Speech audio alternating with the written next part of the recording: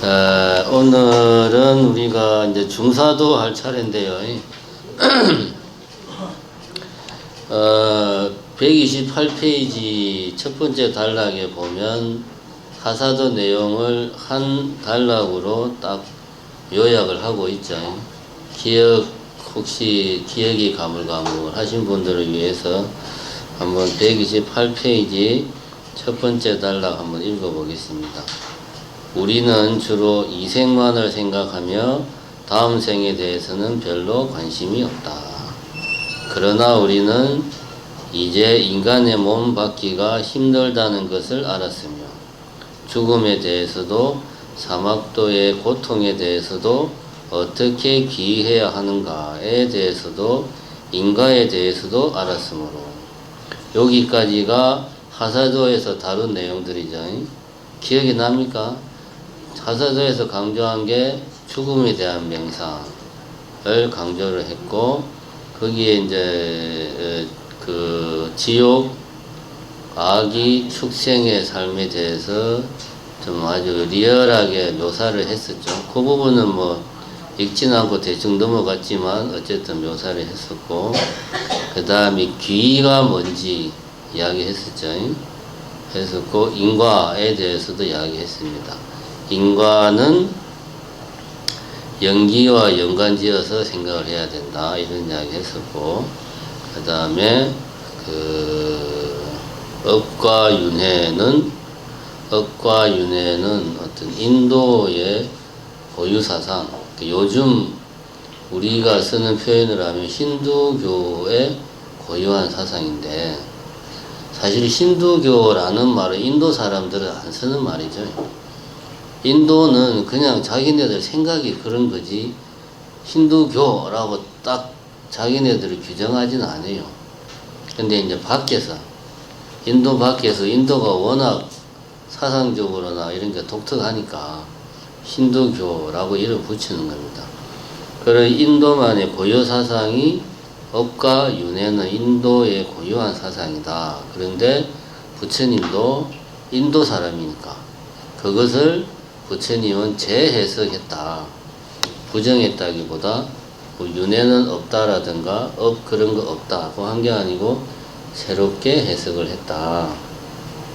이제 하사도에서는 이런 것들을 살펴봤습니다. 하사도는 핵심이 이런 내용들을 깊이 명상을 해서 다음 생에는 더 좋은 몸을 받아서 더 좋은 삶을 살아야 되겠다 라고 하는 것이 하사도의 목표라고 이야기를 했습니다. 그래서 다음 생을 주로 생각하고 이 생에 그 준비를 해야 된다. 이렇게 하면 하사의 길을 깨우치게 되고 중사의 길로 나아갈 수 있게 된다. 그래서 이제 오늘은 중사도에 대해서 하게 되겠습니다. 하사도의 목표가 윤회를 벗어나는 건 아니고 윤회 안에서 더 나은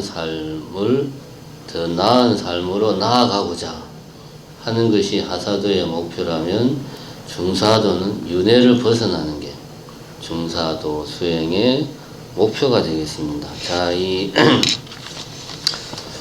목차를 한번 봅시다. 목차, 중사도 목차가 크게 보면 두 가지입니다. 첫 번째는 3회 2-1 깨달음에 이르는 길을 배워야 되겠다 하는 생각. 3회 2-2 깨달음의 길. 이 두 가지가 이제 나와 있습니다. 첫 번째 보면 중사도의 목표가 윤회에서 벗어나는 게 목표니까, 그럼 윤회에서 벗어나려면 이 보리도 차재론의 기본 논리가 그거잖아요. 무언가에서 벗어나려면 그 무언가가 주는 고통에 대해서 깊이 명상을 해서 이렇게 힘드니까 내가 여기를 벗어나야 되겠다. 이게 이제 기본적인 논리입니다. 그럼 윤회에 대해서 벗어나려면 역시 마찬가지로 윤회의 고통에 대해서 깊이 명상해 보는 거죠. 그 다음에 두 번째가 삼선치의 고통. 하사도에서는 삼악도의 고통에 대해서 명상을 했단 말이에요. 지옥이 어떻게 생겼고, 아기가 특히 이제 지옥에 대해서 많이 이야기를 했죠. 아기가 어떻게 생겼고, 축생계가 어떻고. 근데 이제 중사도에서는 윤회를 벗어나는 게 목표니까. 삼선치, 삼선치면 어디를 말하는 거죠? 지옥, 아기, 축생, 그 다음에 아수라, 인간, 천상. 이 이제 세 개가 삼선치죠. 육도 중에서 세 개는 나쁜 데고, 세 개는 좋은 데고. 굳이 말하면 그렇다는 거죠. 그래서 인간, 아수라, 천상은 좋은 데라는 거지. 좋은 데도 고통이 있다. 그래야지 내가 윤회를 벗어날 수 있으니까. 삼선치가 좋으니까, 거기에 좋으니까 계속 머물러 있으면 윤회를 벗어날 수가 없지요. 그래서 삼선치의 고통에 대해서 깊이 명상을 해야 된다. 여기서 명상이라는 말은 깊이 내 자신의 생각으로 깊이 생각을 해보는 거죠. 그 생각에는 상상도 들어갈 수 있고, 논리적으로 따져보는 것도 들어갈 수 있고, 그 내용을 깊이 명상해 보는 겁니다. 그렇게 하고 나서 윤회를 벗어나야 되겠다.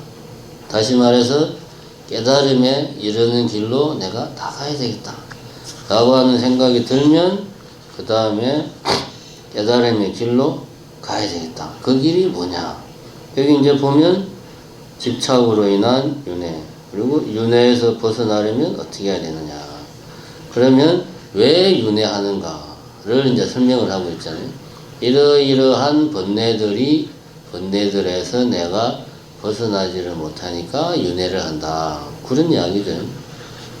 그러니까 이제 목차만 보면 중사도는 어떤 내용이구나. 대충은 알 수가 있습니다. 제가 이제 몇 번 이야기했지만 보리도 차제로는 체계가 이 책은 엄청 간단하지만 이거 말고 뭐 보리도 차제론, 성론, 뭐 보리도 차제론, 광론, 그 다음에 달라이라마 스님께서 이제 그 강의한 거를 정리한 그 두꺼운 책이 있습니다. 람림이라고. 이런 거는 목차가 엄청 복잡해요. 그래서 보다 보면 내가 지금 뭘 보고 있는지, 전체 중에서 어느 내용 중에 있는지를 잘 몰라. 그래서 전체적인 그림이 안 그려져요. 그래서 항상 이 보리도 차제론을 볼 때는 내가 지금 전체적인 구성에서 어느 지점을 보고 있다 하는 걸 항상 염두에 두고 이걸 봐야 됩니다. 지금 우리는 중사도로 이제 시작을 하고 있고, 중사도는 목표가 윤회를 벗어나는 게 목표다. 그 지점입니다. 자, 128페이지를 보면 그 이제 첫 번째 윤회의 고통에 대한 명상 이야기가 나오는데, 중사도의 목표는 윤회를 벗어나는 거란 말이에요. 그래서 여기에 보면 129페이지 이런 말이 나옵니다. 동물들이 끈에 묶여 있다가 풀리면 자유로워지듯이 인과와 번뇌의 끈으로부터 자유로워지는 것이 해탈이다.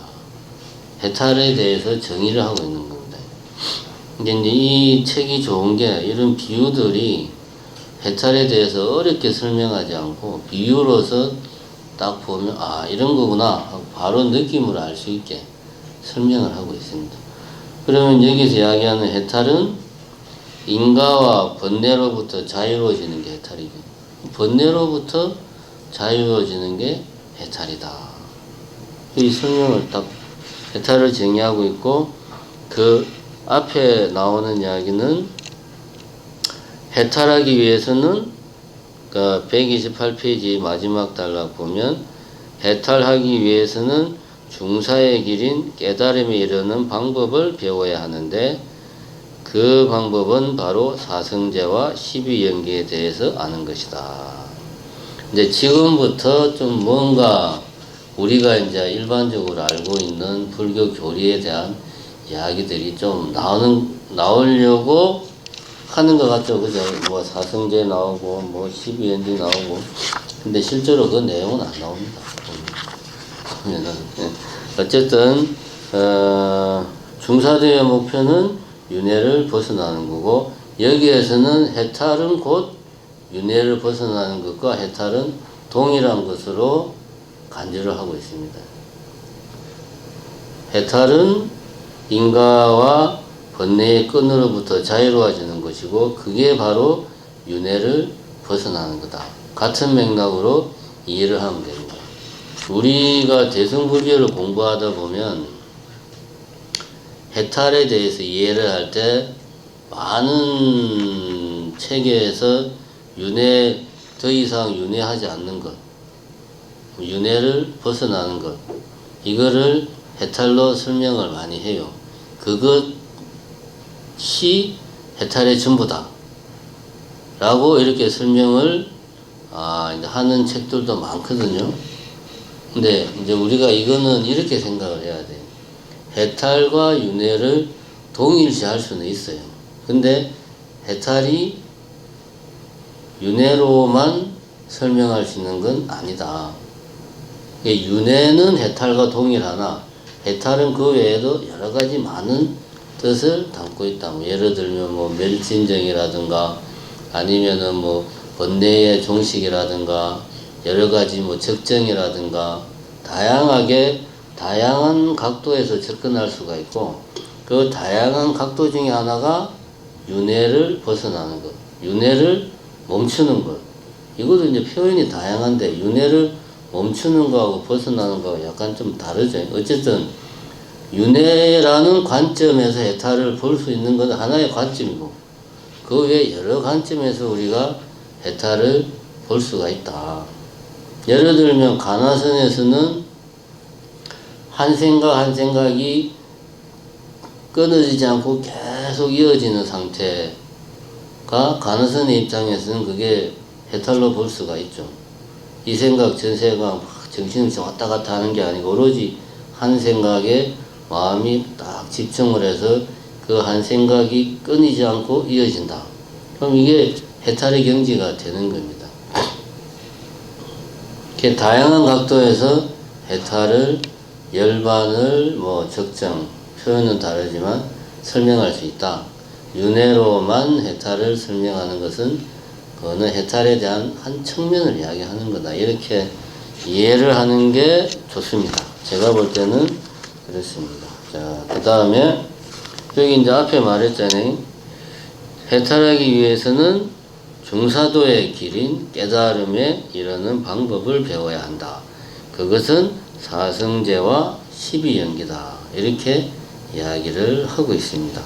그래서 바로 사성제의 이야기를 하고 있습니다. 129페이지부터 130페이지 두 번째 단락까지가 사성제에 대해서 이야기를 하고 있습니다. 자, 보면은 129페이지 밑에서 네 번째 줄 보면 인과의 법칙에 의하면 고 성제부터 말해야 할 것이다. 자, 여기에서 이제 뭐 다 아시겠지만 불교는 반복이니까 성제라는 표현을 쓰잖아요. 사성제하면 네 가지 성스러운, 여기서 제는 진리라는 뜻이에요. 다른 데서는 쓰지 않는 표현이고 여기서만 쓰는데 그냥 사성제하면 네 가지 성스러운 제, 진리, 네 가지 성스러운 진리. 이게 사성인데 네 가지는 잘 알다시피 첫 번째가 고, 집, 멸, 도. 고의 내용은 모든 것은 고다. 그 다음에 집은 그러한 고통은 어디서 나오는가? 고의 원인이 집이라는 거지. 고통은 집착으로부터 나온다. 그 다음에 순서로 따지면 도입니다. 도. 그러면 고통을 없애려면 수행을 해야 된다. 그게 도성제. 그 다음에 수행을 하면 멸성제. 고통이 없어진다. 그래서 고집멸도 네 가지가 사성제인데, 자, 여기서 이제 한번 읽어봅시다. 인과의 법칙에 의하면 고성대부터 말해야 할 것이다. 고통에 대해서 알게 되면 고통을 피하고자 하는 마음이 생기게 되며, 고통을 모르게 되면 고통을 없애려는 마음이 생기지 않기 때문이다. 왜 고성제부터 말해야 되느냐? 고통에 대해서 알아야 고통을 피할 수 있으니까 고성제에 대해서 이야기한다. 이런 이야기입니다. 고통을 없애려는 마음이 생기면 마땅히 그 원인을 알고 그것을 멸하여 닦아 나가는 것이 수행의 요체인 것이다. 병든 사람이 건강을 되찾으려면 먼저 병의 원인을 알아야 하고, 건강을 되찾겠다는 목표가 있어야 하고, 약을 쓰는 방법을 알아야 하듯이, 여기서 병의 원인을 알아야 한다. 이거는 이제 집성제에 해당하는 거고, 건강을 되찾겠다는 목표가 있어야 된다. 이거는 이제 도성제에 해당하는 거지. 약을 쓰는 방법까지 포함하면 이게 아니구나. 약을 쓰는 방법이 도성제고 건강을 되찾겠다 하는 목표가 멸성제가 되는 거죠. 거기에 해당하는 겁니다. 고통의 원인을 아는 것이 집성제다. 집착에는 인가의 집착과 번뇌의 집착 두 가지가 있다. 집성제를 알고 나서는 집착을 버려야 하며 그 결과가 멸성제임을 알아야 한다. 그런 다음에 멸성제를 얻기 위한 방법이 바로 도성제임을 알아야 한다. 이렇듯 해탈을 이루려면 고통의 실상에 대해서 알아야 한다. 그러니까 제일 먼저 고통, 일체는 고라고 하는 사실을 본인이 잘 알고 명심을 해야 그 고통에서 벗어나려고 하는 마음이 생긴다.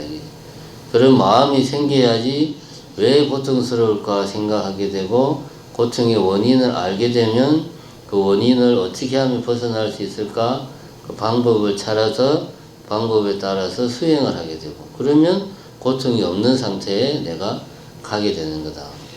논리적으로는 엄청나게 단순합니다. 그죠?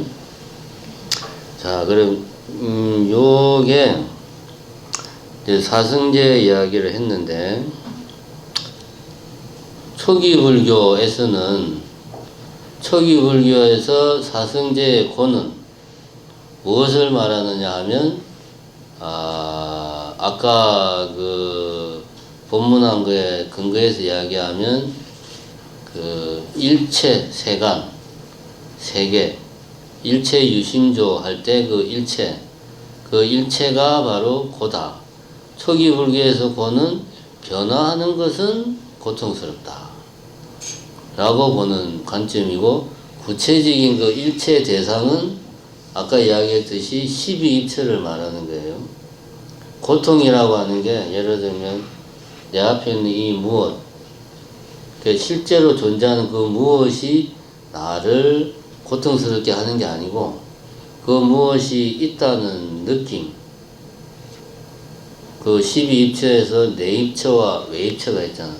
보는 뭔가가 있고 내 눈에 보이는 뭔가가 있고 있다는 그런 생각, 이런 생각은 내 안에 고정되어 있잖아요. 그런데 실제로 존재하는 그 무엇은 끊임없이 변화한다. 왜냐? 이 실제의 세계는 불교에서는 뭐라고 그럽니까? 영기실상의 세계다. 중중무진법계다. 이런 표현을 씁니다. 실제 세상은 고정된 그 무엇이 아니라는 거지. 이것과 저것으로 이렇게 딱딱딱 나누어진 고정된 세계가 아니라는 거죠. 시간적으로나 공간적으로나 엮여져 있어 가지고 이것저것으로 구분할 수가 없어요. 내 말은 공간적으로만 구분할 수 없는 게 아니고 시간적으로도 구분할 수 없는 게 실제 연기실상의 세계야. 그런데 우리가 말로 표현하려면 이 점을 우리가 잘 알아야 됩니다. 말로 표현하려면 이것과 저것을 구분을 하지 않으면 말로 표현을 할 수가 없어요. 예를 들면 나 물 좀 줘 라는 말을 했다고 치자. 그럼 이 말이 성립하려면 내가 있어야 되고 물이 있어야 되고 주다 받다라는 행위가 있어야 돼. 이미 이 말이 성립하려면 나와 남 아닌 것으로 세상이 나눠져야 돼요. 물과 물 아닌 것으로 세상이 나눠져야 돼. 주는 것, 주지 않는 것, 이런 서로 다양한 동작, 뭐 때리는 동작, 도망가는 동작과 다른 주는 동작이 또 구별이 돼야 돼. 그렇게 다 구별이 되어야 나 물 좀 줘 라는 말이 성립하는 거예요. 그러면 조금 얘기를 해가지고 갓 태어난 아이가 심리학적으로 6개월 이전이 된 아이는 굳이 불교적으로 말하면 연기실상의 세계 속에 살아. 그러니까 아직까지 나와 남을 구별을 못해. 엄마하고 자기를 구별을 못해. 아이가 느끼는 거는 자기 감정밖에 못 느껴. 힘들다, 좋다, 괴롭다, 아프다, 이런 느낌만 있는 세계에 그 신생아는 살고 있어요. 라고 소아심리학자들이 이야기를 합니다. 저는 그때 기억이 없어가지고 모르겠는데, 그때 기억이 있으면 내가 기억을 더듬어서 이야기를 해주겠는데, 그때 기억이 없어요. 그러니까 대략 6개월 이전의 아이는 그런 구분이 없대. 이런 구분을 그럼 아이가 스스로 체득을 하느냐? 이걸 잘 봐야 됩니다. 스스로 체득하는 게 아니고 아이가 보니까 다른 사람들이 다 엄마나 아빠나 언니나 동생이 그렇게 말을 하거든. 나 물 좀 줘. 그 말을 자꾸 듣다 보니까 어느 순간 깨치는 거야. 아, 저게 물이구나. 저게 불이구나. 저게 컵이구나 하는 거를 아이가 깨치는 거예요. 깨치는 순간 언어의 세계에 들어가는 거지. 그래서 이게 이제 좀 더 지나면 자기 입으로 이제 이것저것을 가리키는 단계에서 넘어가서, 가리킨다는 거는 감정적으로 구별을 한다는 거지. 근데 이제 아직 말은 못해. 왜냐면 이 자기 신체 기관이 아직 발달이 덜 되었으니까. 근데 좀 지나면 이제 말을 하지. 가장 자주 보는 대상부터 구별해서 뭐 엄마, 아빠, 뭐 등등등. 그 언어의 세계로 들어가는 겁니다. 언어의 세계로 들어가면 지금 우리가 이야기하듯이 이미 그 아이는 번뇌의 세계 속에 살고 있는 거예요. 그래서 이제 우리는 언어의 세계로 들어온 지가 너무 오래돼가지고 일체가 마치 이 뭡니까? 실제 연기실상이 세계가 일체라고 우리는 너무나 당연하게 생각하는데 그게 아니라는 거죠. 그럼 고라고 하는 것은 내 머릿속에, 내 마음속에 내가 생각하고 있는 일체, 보는 놈, 보이는 것, 듣는 놈, 들리는 것, 주체와 객체, 뭐 주관과 객관, 불교적으로 말하면 내입처와 외입처, 이런 것들은 내 마음속에서 내가 만든 거란 말이에요. 이거는 고정되어 있는 거예요. 한 번 컵은 영원한 컵이잖아, 그죠?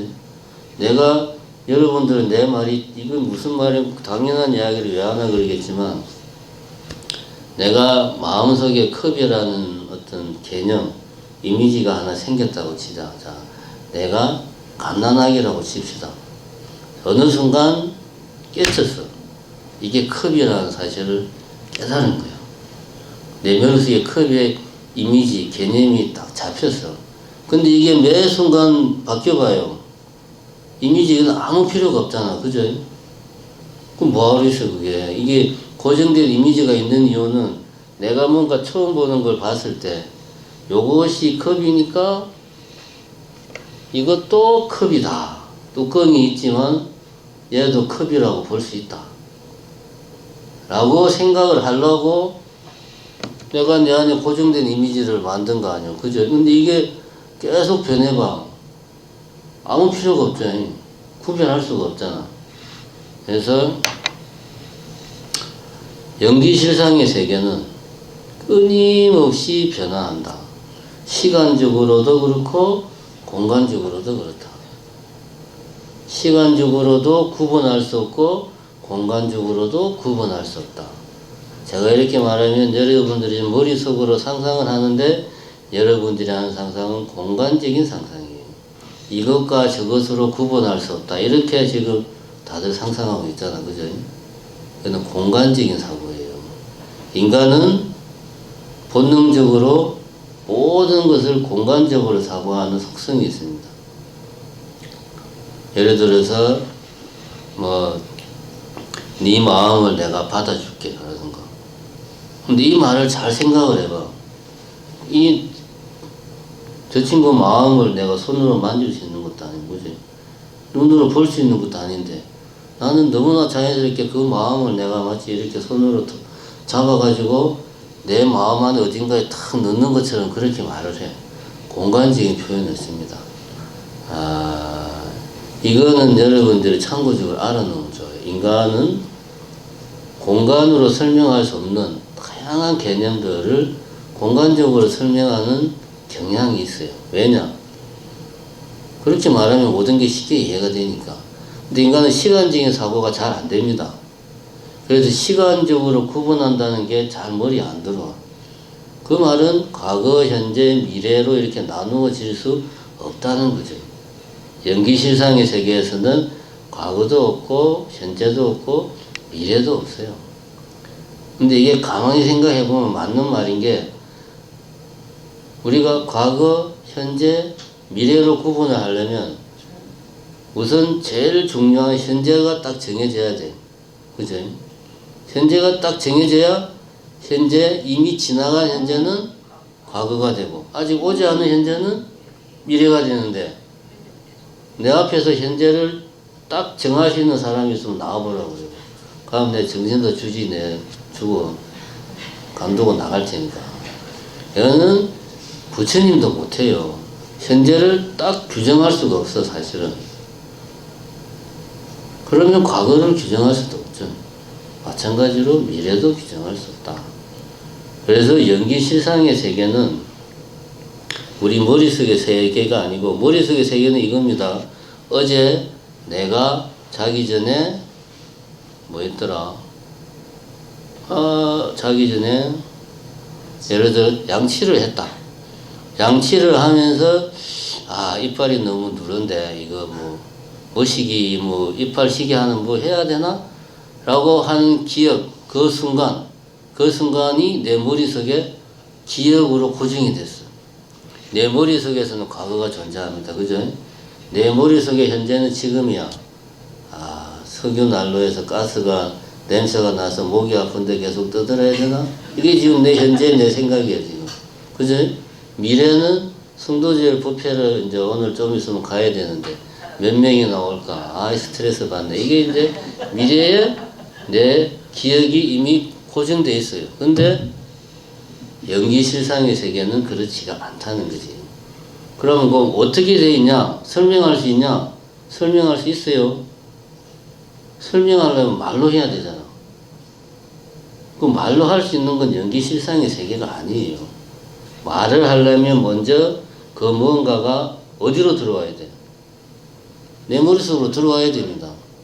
그래서 내가 알고 있는 단어 중에 어떤 거하고 맞는 걸 쫙 비교해서 맞는 놈 찾아가지고 그 단어들을 쭉 연결하는 게라. 예를 들면, 야, 나 물 좀 줘. 야, 나 물 줘. 이런 여러 가지 단어들을 내가 머릿속에서 조합을 하는 거지. 그죠? 이 설명하는 순간 그거는 연기실상의 세계가 아닌 겁니다. 그러면 번뇌는 어디서 오느냐? 간단합니다. 연기실상의 세계는 끊임없이 변화한다. 변화한다는 말은 우리 이 안에 있는 세계는 고정화되어 있으니까 우리가 변화한다는 표현을 쓰는 거예요. 그거도 맞는 게 아니고, 정확하게 말하면 연기실상의 세계는 공간적으로 시간적으로 구분할 수 없다. 그런데 우리는 일체세간, 일체라고 하는 건 내가 아까 말했지, 12입체를 말하는 거다. 12입체가 뭐냐고 지금 물어보면 아까 본문 할 때 딴 생각했다는 거죠. 이건 나중에 유튜브 보세요. 일체는 내 머릿속에 있는 거고, 그거는 구분이 되어 있는 거예요. 고정이 되어 있는 거예요. 하나는 고정되어 있는데 하나는 고정되어 있지 않단 말이에요. 근데 나는 이것과 이것이 똑같은 거라고 생각한단 말이에요. 안 맞잖아, 서로. 이러한 음바란스에서 모든 고통이 생긴다. 이 연기실상의 세계는 구분할 수 없다. 이거를 티베 불교에서는 공성이라는 표현을 쓰고, 그지? 공성. 그냥 우리 그냥 대성 불교에서는 공이다. 이런 표현을 쓰고 그럽니다. 어쨌든 고는 공성에서 나오는 거예요. 일체의 세계와 연기실상의 세계의 불일치, 굳이 표현하자면 거기에서 고통이 나온다. 그러니까 여기서 말하는 고라는 게 마음이 아프다, 괴롭다, 슬프다, 우울하다, 화가 난다, 이런 거는 물론 이런 것도 고에 포함되지만 이거는 아주 거친 번뇌고, 번뇌는 이런 고정화된 일체 세계와 끊임없이 변화하는 구분되어 있지 않는 연기실상 세계관의 불일치에서 고는 필연적으로 생길 수밖에 없다. 그러면 왜 그것이 고통으로 우리에게 인식되느냐? 그럼 고성제에 대해서는 알았다 이거야. 그럼 왜 하필이면 고냐 이거지. 즐거움일 수도 있고, 이도 저도 아니 그냥 무덤덤한 감정일 수도 있는데 왜 굳이 부처님은 고라는 표현을 썼냐? 고의 원인은 집성자라고, 집착에서 온다. 그러면 우리가 생각하는 집착은 이런 거죠. 내 아들, 내 자식이 잘 되기를 바라는 마음. 그래서 이거는 내 거는 남이 쓰면 안 돼. 이런 걸 우리는 이제 집착이라고 생각을 합니다. 나는 이 집에, 쉽게 말하면 이 집의 모든 살림은 다 내가 책임지고 있어. 근데 시어머니가 와서 어쩌다가 와가지고 그냥 와서 집이 엉망이라고 해집어 놓고 청소한다고 하면 말로 표현 안 하지만 화가 머리 끝까지 나잖아요. 모든 것은 있어야 될 자리에 딱 정해져 있는데 시어머니 와서 그냥 부엌을 지 마음대로 막 흐트러 버리면 뚜껑 열리는 거지. 이런 게 집착이다 이겁니다.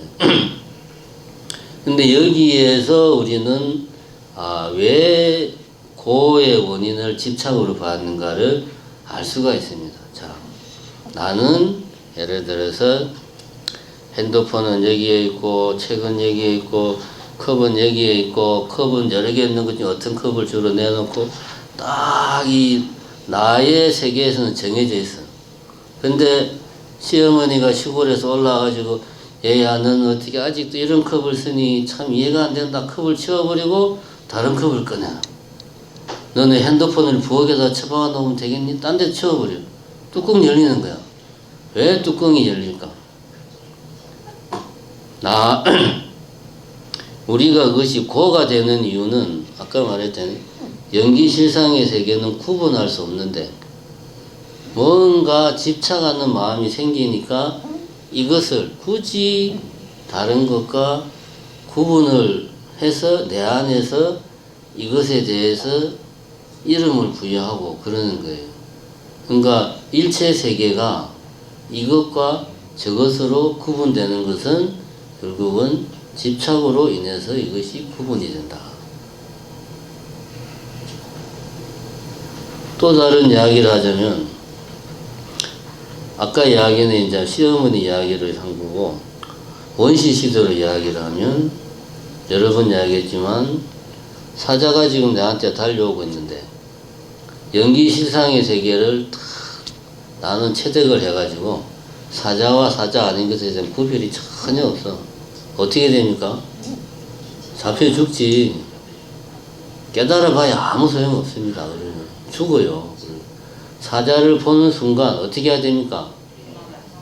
저거는 사자구나, 도망가야 돼, 이러면 죽죠. 그 몇 초 사이에 죽어요. 보는 순간 바로 튀어야 돼. 아무 생각 없이 그냥 보는 순간 바로 튀려면 이것과 저것을 구분하는 마음이 내가 머릿속에서 보고 생각하고 이런 과정을 내가 수년간 쌓아서 되는 게 아니고 바로 그냥 본능적으로 어느 순간 아주 어릴 때 학습이 된 결과를 바탕으로 해서 내 깊은 의식 속에 들어가 있어야 돼. 그래야지 보는 순간 0.2초 만에 바로 튀는 거예요. 안 그러면 죽습니다. 신생아가 있다고 치자. 이제 세상에 태어나냐 3달밖에 안 됐어. 앞에 사자가 나타났어. 걔가 무서워할까요? 아무 생각이 없지 걔는. 그죠? 대신 엄마가 이제 애를 낚아채고 있는데 정신없이 도망가겠지. 이것이 말하는 것은 뭐냐? 이 불교에서 말하는 집착이라는 게 단순하게 우리가 생각하는 자식에 대한 집착, 물건에 대한 집착, 이런 집착이 아니고 더 뿌리 깊은 집착이라는 거예요. 생존하기 위해서 필요한 이것과 저것을 구분하게 만드는 그런 뿌리 깊은 집착. 불교에서 내가 관찰해야 되는 것도 그런 의미의 집착이에요. 물론 우리가 잘 알고 있는 자식에 대한 집착, 재물에 대한 집착, 또 사람들은 자기 마음을 잘 보지 못해서 많은 문제가 생기지만 거기서 한 걸음 더 나가야 됩니다. 어쨌든 집성도는 그걸 말하는 거예요. 일체 세간이 나타나는 이유, 집착에서 온다. 이렇게 설명하면은 말이 되잖아요. 모든 게 다 설명되잖아요. 그죠? 근데 그게 아니고 소유욕이라는 집착 때문에 일체가 고통스럽다면 말이 안 되잖아. 내가 소유욕이 있다고 해서 이 모든 세상이 고통이라는 거는 이해할 납득할 수가 없죠. 그렇잖아요. 그건 납득할 수가 없어요. 근데 지금처럼 이렇게 설명을 하면 모든 것이 일체가 공이다. 고라는 것을 이해할 수가 있습니다. 그럼 이 집착은 어떻게 해야지 우리가 그 고통에서 벗어날 수 있는가? 집착이 완전히 없어져야지만이 고통에서 벗어날 수 있다. 어떻게 해야 되느냐? 수행을 해야 된다. 이게 이제 사성제죠. 다른 게 사성제가 아니고.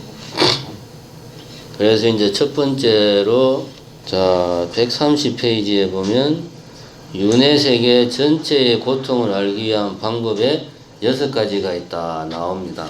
책을 보면은 좀 이게 목차가 안 들어오니까 목차에 보면 6가지가 뭐냐? 첫 번째가 나의 집착하는 허물, 두 번째가 만족하지 못함으로 생기는 허물, 세 번째가 몸이 자주 바뀌는 허물, 네 번째 자주 태어나는 허물, 다섯 번째 지위가 자주 바뀌는 허물, 여섯 번째 친구가 없는 허물. 이렇게 윤회의 고통에는 6가지 허물이 있다. 이런 허물로 인해서 윤회하는 것이 고통스럽다 하는 이야기를 하고 있습니다.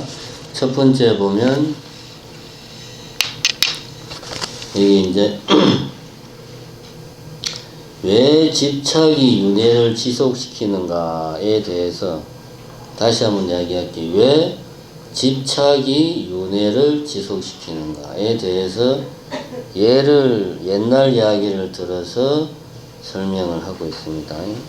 130페이지 그 옛날에 한 집안의 아버지가 이 이야기 나오죠. 이 이야기의 내용을 자세히 보면 간단히 보면 그렇습니다. 어머니는 죽을 때 집에 대한 집착을 버리지 못했다. 첫 번째 집착. 두 번째, 남편에 의해 죽은 사람은 며느리를 좋아했다. 며느리를 집착했다는 거죠. 집착. 두 번째 집착이 나오고 또 집착이 나옵니다. 중간에 개로 태어난 아내는 남편이었던 물고기의 뼈를 탐낸다. 이것도 넓게 보면 집착이죠. 이러한 집착.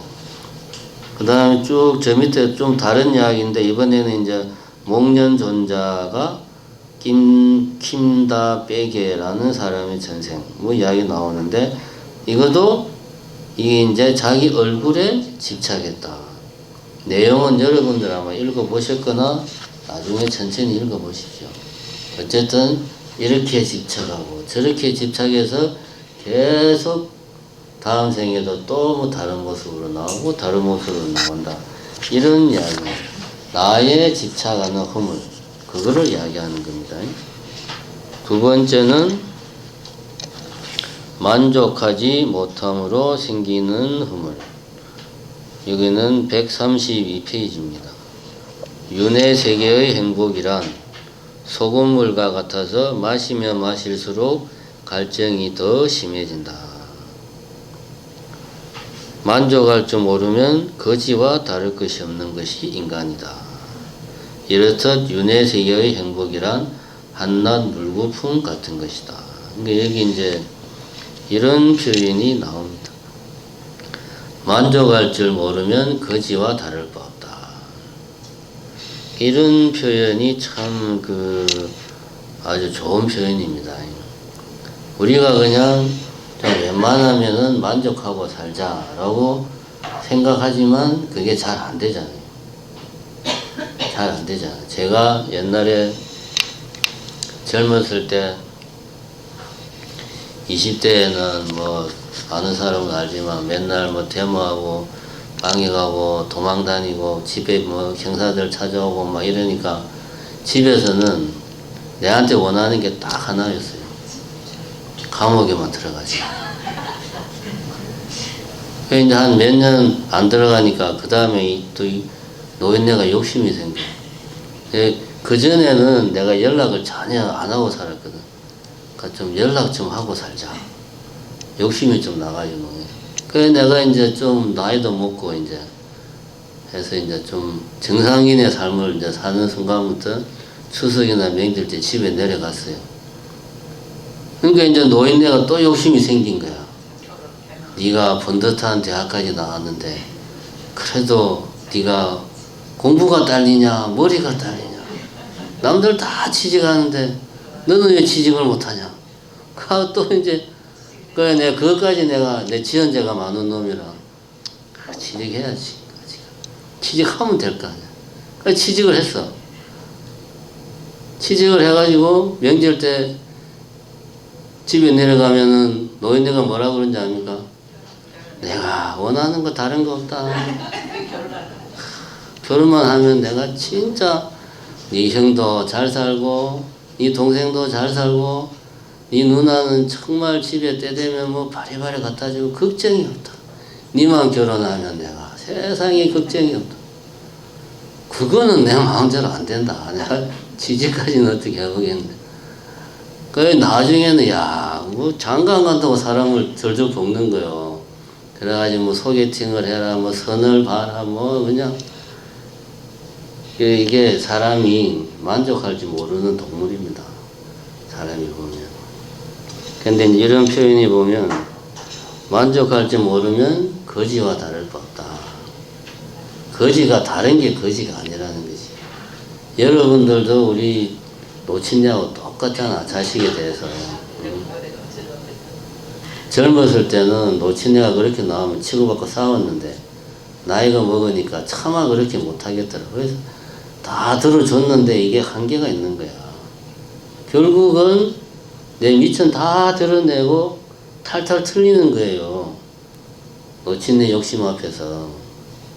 그러니까 그냥 사람이 거지가 되는 거예요. 만족할 줄 모르면. 여러분들은 자식들한테 그렇게 하지 마세요. 자식이 철 모를 때는 싸우는데 늙으면 자식도 가슴에 피멍이 듭니다. 부모가 그러면 지가 지은 죄가 있어가지고 피멍이 들어. 어쨌든 이런 표현은 참 우리가 이 내용이 좋은 게 아니고 새겨놓을 필요가 있어. 만족할 줄 모르면 거지와 같다. 그래서 자기 스스로 이제 이런 문구가 자기 자신을 경책하는 글이 되는 거예요.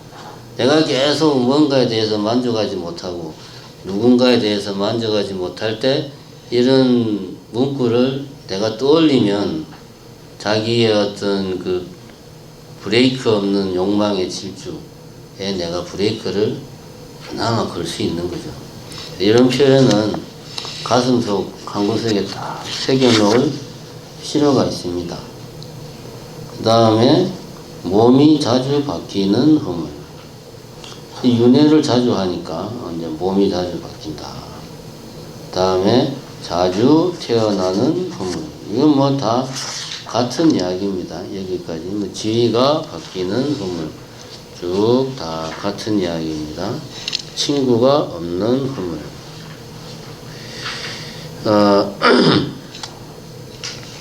요 부분은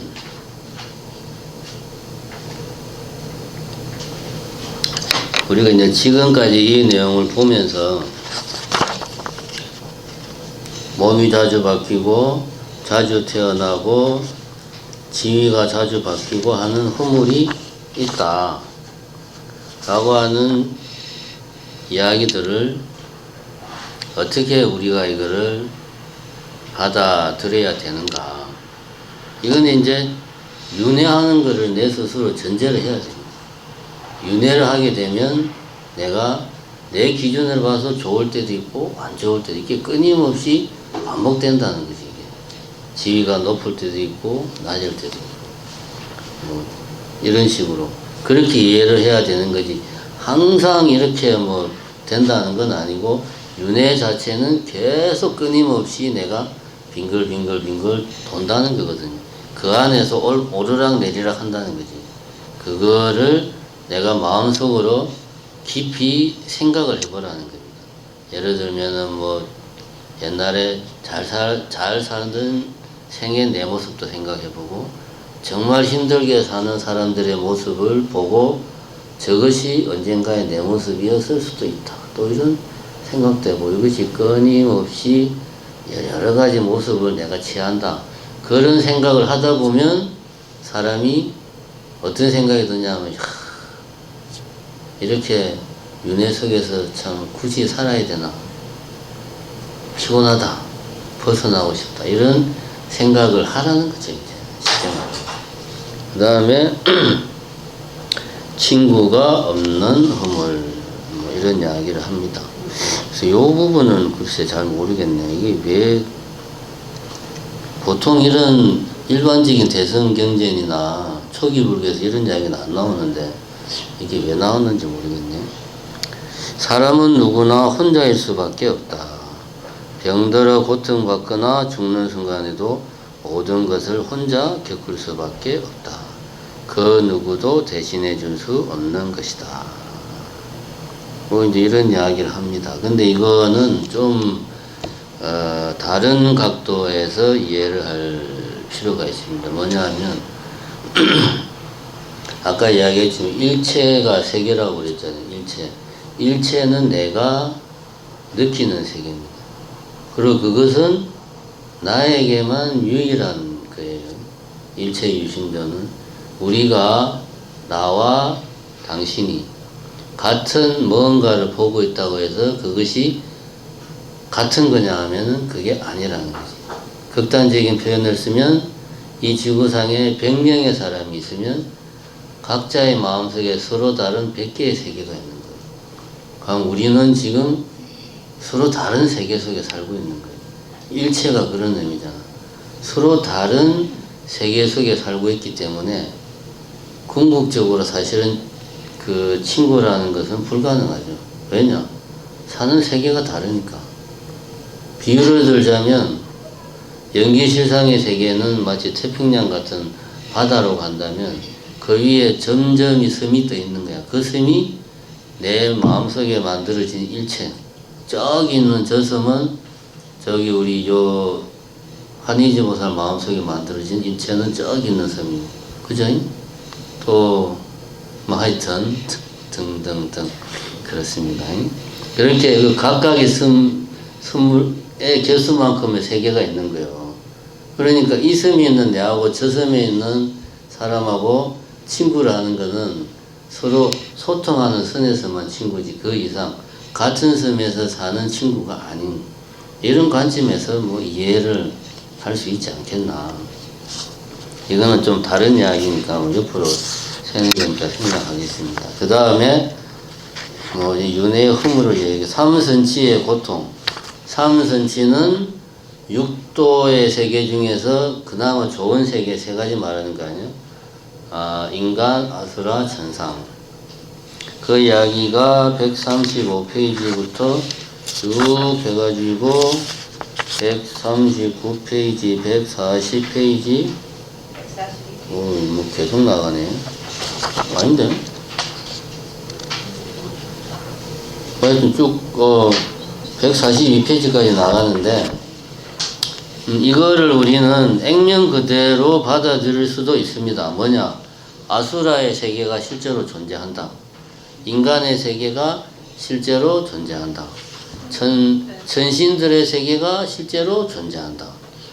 아수라의 세계는 뭐 사람들이 뭐 질투하고 싸우기 좋아하고, 인간들은 욕망에 의해서 뭐 하고, 천신들은 과거에 선업을 지은 결과로 복을 이제 누리는 지복의 세계고, 이런 세계가 실제로 존재한다.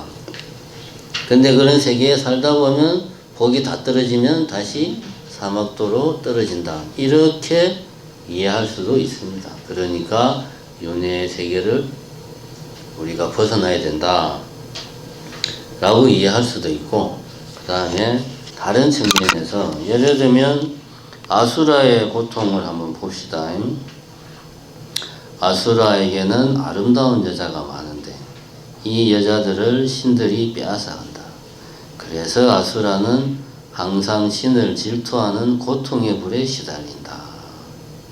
신을 질투함으로 항상 신과 싸우게 되지만 아수라들은 항상 지기만 할 뿐 이길 데가 없다. 이렇게 아수라들은 죽을 때까지 싸우고 질투하는 고통에 시달려야 한다. 자세히 보면 아수라 세계의 이야기인데 인간 세계의 이야기하고 아주 흡사합니다. 뭔 이야기냐?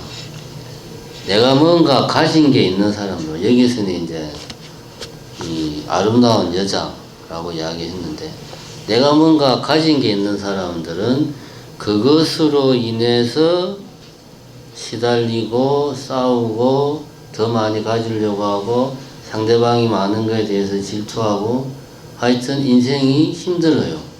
아수라의 세계가 바로 그런 걸 이야기하는 거예요. 그래서 죽을 때까지 싸우고 질투하는 고통에 시달린다. 뭔가 소유하는 사람들은 소유한 것으로 인해서 괴로워하는 거지. 아무것도 없으면 그런 건 없지만, 그런 이야기잖아요. 이 이제 뭐 인간 세상 이런 경우 많잖아요. 마누라가 쓸데없이 이쁘면 남편이 일을 제대로 못하잖아. 걱정이 돼가지고. 마누라 이뻐봐야 아무짝에도 쓸데가 없어요. 마음만 불안하고. 마누라는 마음이 좋아야 돼. 얼굴은 이쁠 필요가 없어, 내가 볼 때. 이뻐봐야 써먹을 데가 없습니다. 어쨌든 이런 이제 그 아수라의 고통은 인간 세계에서 우리가 자주 보는, 뭔가 소유하고 있는 게 있는 경우에 그것을 지키고자 하는 데서 오는 노력, 그걸 지키기 위해서 내가 힘을 써야 되고, 그로 인해서 싸우고 질투하고, 만약에 내가 그걸 뺏기거나 하면 더 괴롭고, 이런 고통을 말하는 거예요. 인간 세계의 고통은 뭐 상당히 길게 나오는데, 간단하게 말하면 육체적인 고통과 정신적인 고통 두 가지 이야기하는 겁니다.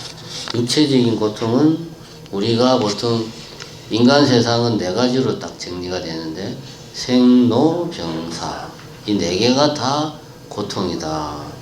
생은 태어나는 고통, 노는 늙는 고통, 병은 병드는 고통, 사는 죽는 고통. 여기서 이제 자세한 내용을 한번 읽어보시면 됩니다. 태어나는 고통이 얼마나 괴로운지 여기에 잘 나오고 있습니다. 뭐 여기 뭐 예를 들면 136페이지 뒤에서 5번째 줄을 보면, 모태의 문을 열고 밖으로 나올 때는 소위 생가죽을 벗기는 고통과 고양이가 쥐구멍을 통과하는 듯한 고통을 느끼게 된다. 그러니까 우리가 살아있는 우리로서는 도저히 상상할 수 없는 어마어마한 고통을 태어나는 순간 이제 확 태어나는 아기 신생아는 느낀다는 거죠. 그러니까 우리가 생로병사할 때 생은 살아있는 고통이 아니고 살아있는 자체가 고통이다 이런 말이 아니고 여기서는 태어나는 고통을 말하는 거예요. 그래서 전생의 공부를 다 잊어버리고 지혜도 없어지고 먹고 잠자고 걷는 것들을 다시 배워야 한다. 왜 윤회를 하면 전생의 것을 다 잊어먹느냐? 태어나는 고통 때문이다 라고 이야기를 하고 있습니다. 근데 이제 간간히 보면 애들이 보면 그러니까 이런 언어의 세계에 들어가기 전까지는 전생의 기억들을 가지고 있는 경우가 많대요. 그걸 실제로 뭐 2살, 3살, 한 4살 때까지만 해도 전생의 기억이 있는 경우가 많답니다. 물론 이제 그런 것들을 본인이 기억을 하면 아주 이제 영특한 케이스인데 거의 대부분 기억을 못하죠. 근데 그렇다고 합니다. 그리고 뭐 이제 가끔씩 보면 전생의 기억을 그대로 가지고 있어가지고 뭐 이렇게 막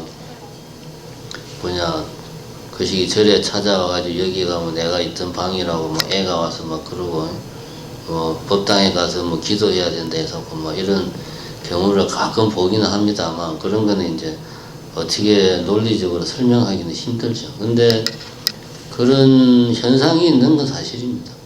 어떤 전생의 기억들이 있는 사람들이 분명히 있습니다. 어쨌든 생로병사에서 생의 고통은 우리가 일반적으로 알고 있는 살아있는 자체가 고통이다 이런 의미가 아니고 태어나는 고통이다. 늙는 고통은 뭐 굳이 뭐 말을 안 해도 잘 알 겁니다. 몸 각 기관이 노쇠해지면서 가지는 고통은 지금 여러분들이 매 순간 다 느끼고 있는 거니까 굳이 제가 말을 안 해도 알 겁니다. 병이 나는 고통도 마찬가지고 뭐 다 아는 거죠. 병이 걸리면 당연히 고통스럽고 죽음의 고통 요 부분은 죽는 자체가 두렵다 그런 의미가 아니고 여기서는 육체적 고통을 이야기하는 거거든요.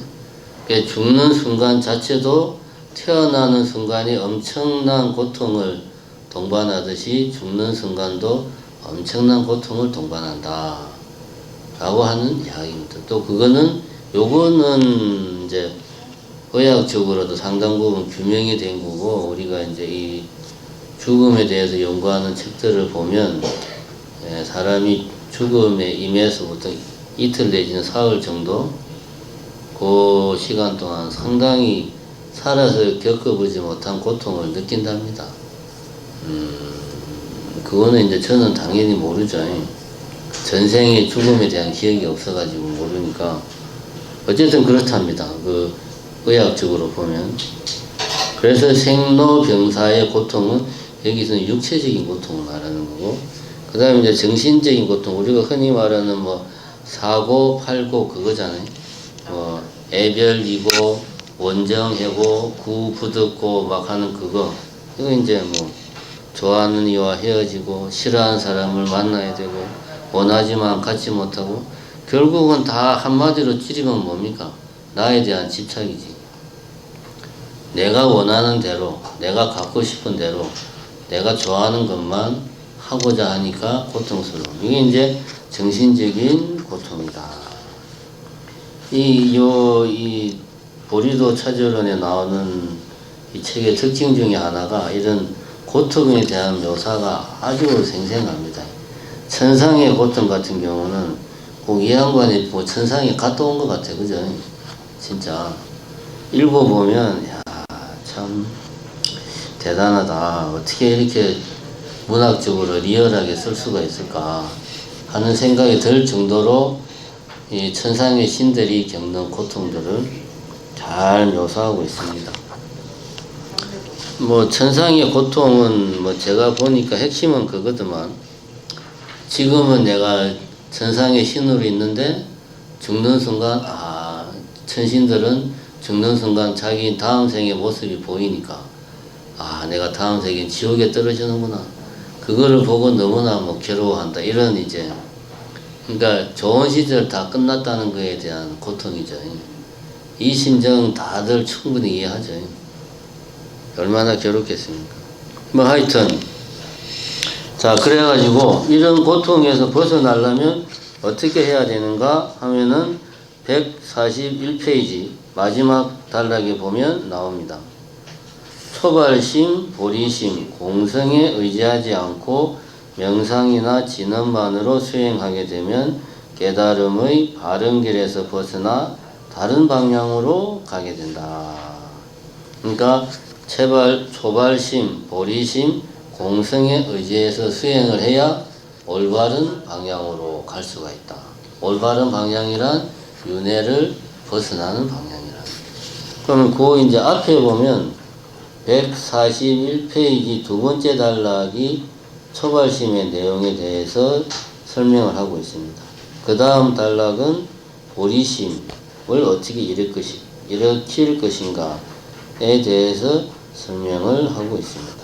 자, 보면은 141페이지 두 번째 단락 보면 어떤 이들은 자기에게 좋지 않은 일이 생기면 그때서야 윤회 세계에는 고통밖에 없다 라고 말하지만 실제로 고통에서 벗어나려고는 하지 않는다.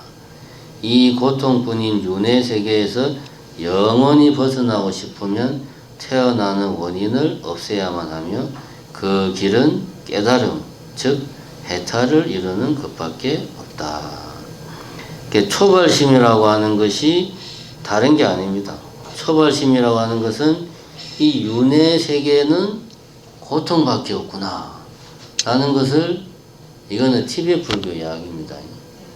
티베트 불교에서는 초발심에 대해서 이렇게 구체적으로 이야기를 하고 있습니다. 윤회 세계는 고통밖에 없구나 하는 것을 뼈저리게 절감하고 이 윤회를 나는 더 이상 하고 싶지 않다 라는 마음을 내는 것, 그것이 초발심이다. 따지고 보면 맞는 말입니다. 근데 이제 초발심을 윤회라는 키워드로 설명을 하고 있고, 만약에 현대인들처럼 윤회에 대해서 그 윤회를 당연한 것으로 믿지 않는 사람들에게 초발심을 이렇게 설명을 하면 설득력이 떨어지겠죠. 그죠? 당연히 떨어지지.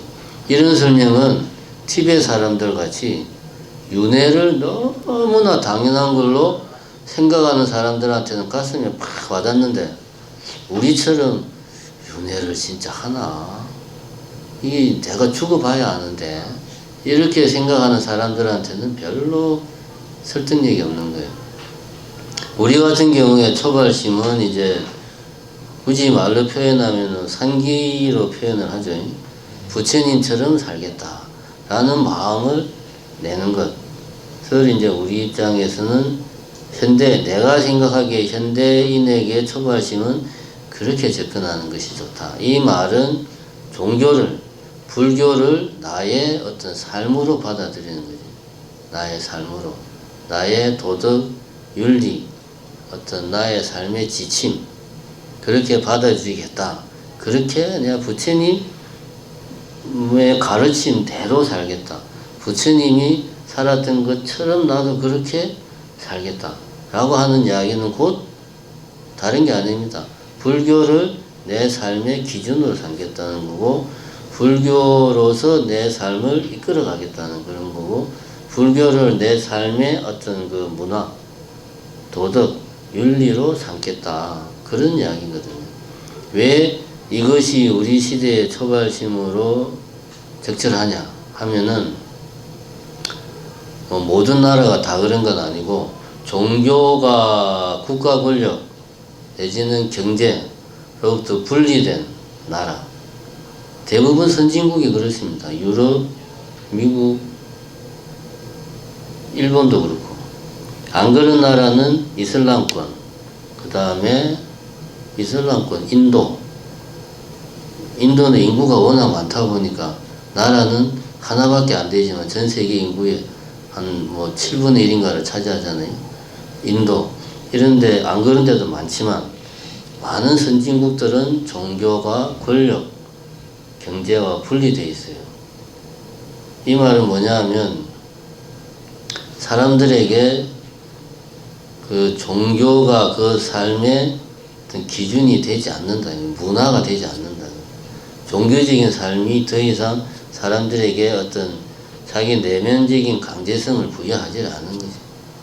내가 기독교를 믿든 가톨릭을 믿든 불교를 믿든 살아가는데 아무 문제가 없는 거예요. 도덕도 내가 원하는 대로 그냥 취사 선택하면 되는 거예요. 보면은.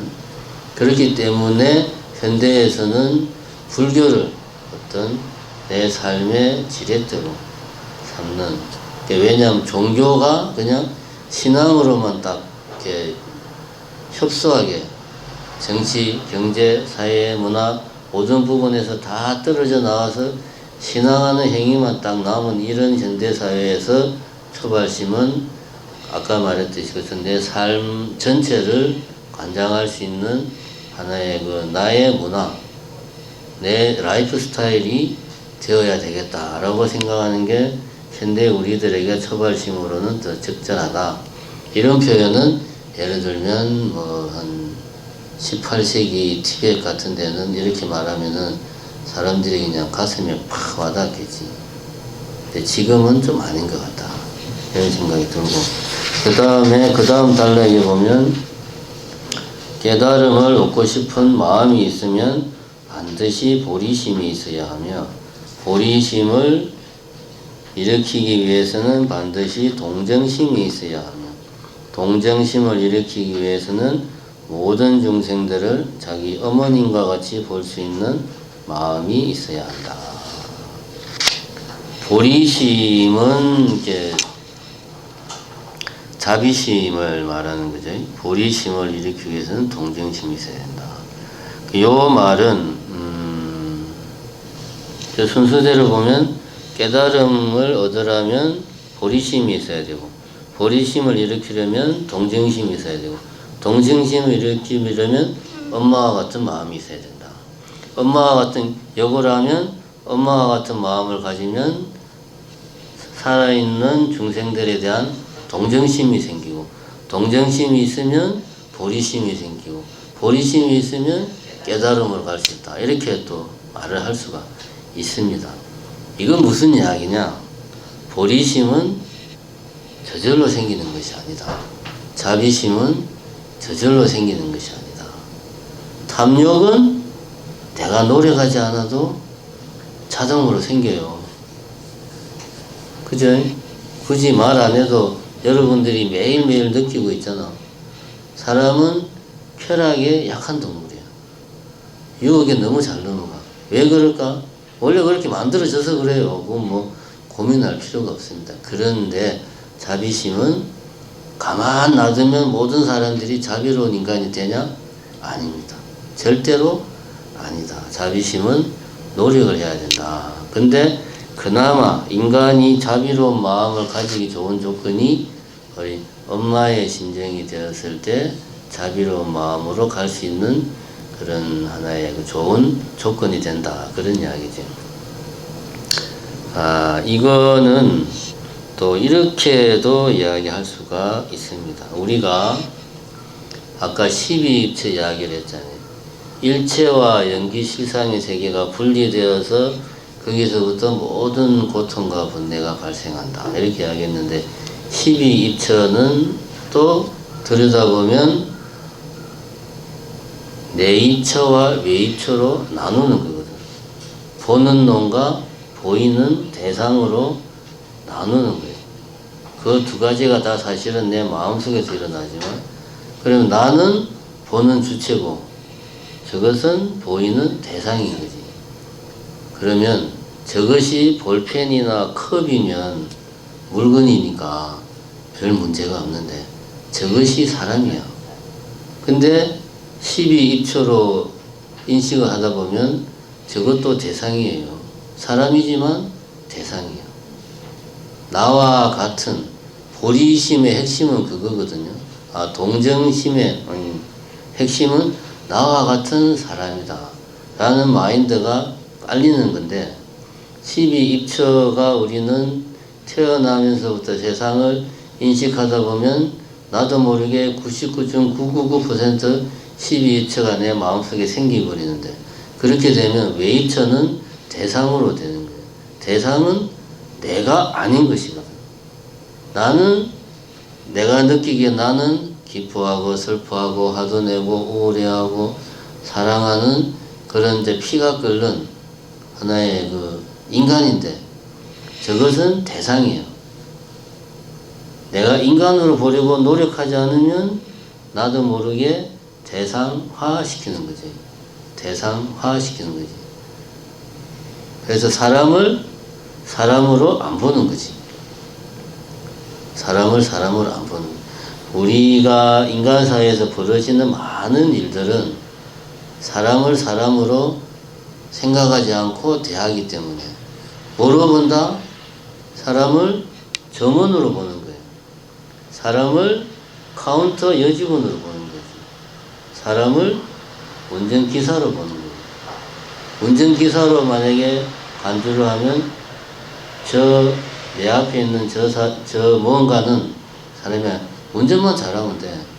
전날 밤새도록 애가 아파서 잠을 못 잤고, 그건 나는 몰라. 운전만 잘하면 돼. 그지?